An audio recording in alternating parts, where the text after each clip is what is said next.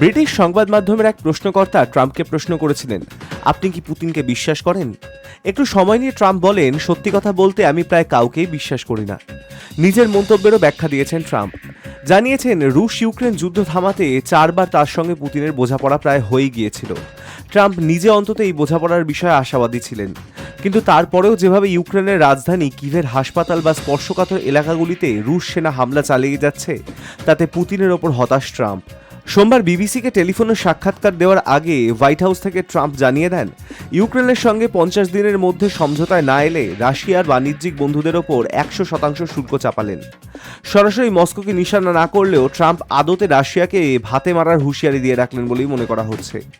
যেহেতু ভারত রাশিয়া থেকে তাদের আমদানির 80% নিয়ে আসে, তাই ট্রাম্পের হুঁশিয়ারিতে বিপদে পড়তে পারে নয়াদিল্লিও। সোমবারই আমেরিকার নেতৃত্বাধীন সামরিক জোট নেটোর মহাসচিব মার্ক রাটের সঙ্গে বৈঠক করেন। সেখানে 3 বছর ধরে চলে আসা রুশ ইউক্রেন যুদ্ধ পরিস্থিতি নিয়েও আলোচনা হয় তাদের। নেটোর সদস্য দেশগুলির মাধ্যমে ইউক্রেনকে আরও বেশি করে উন্নত অস্ত্র পাঠানোর কথাও ঘোষণা করেন তিনি। ট্রাম্প বলেন, আমরা চাই ইউক্রেন যা করতে চাইছে তা যেন করতে পারে। Hi news network.